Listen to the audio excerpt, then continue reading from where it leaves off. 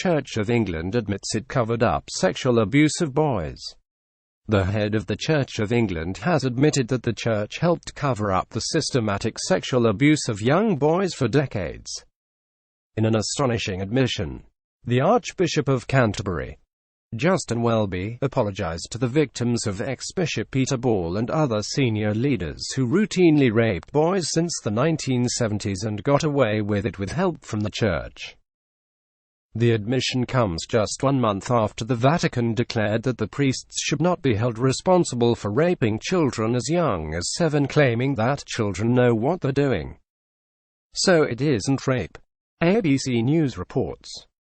Welby ordered the Independent report after Ball was convicted and imprisoned in 2015 for misconduct in public office and indecent assaults against teenagers and young men from the 1970s to 1990s.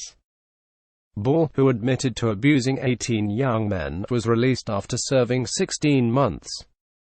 The report said Ball's conduct caused serious and enduring damage to the lives of many men, but at the time the Church trivialized it, partly because of a lack of understanding about safeguarding vulnerable adult men.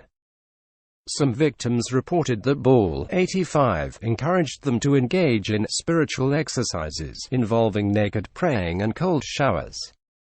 One of his victims, Neil Todd, later took his own life.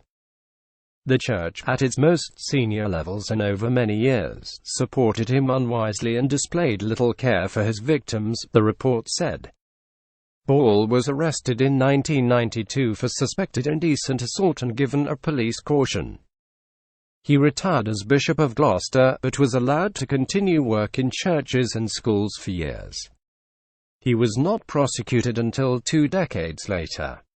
The report said George Carey, Archbishop of Canterbury at the time, believed Ball to be basically innocent and played a lead role in enabling Ball's return to ministry.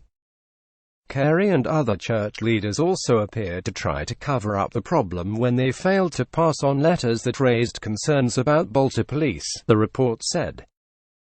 The Church said Thursday that Welby has asked Carey to consider his position as an honorary assistant bishop in Oxford in light of the report. Describing the report as harrowing reading, Welby said, "The Church colluded and concealed rather than seeking to help those who were brave enough to come forward. This is inexcusable and shocking behavior," he said, adding that while most of what happened took place years ago, we can never be complacent, we must learn lessons.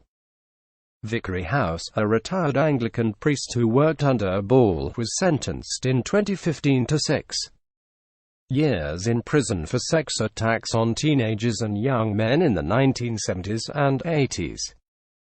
Last year the Church published a review that said senior clergymen were reportedly told of an unnamed priest's alleged abuse of a young man.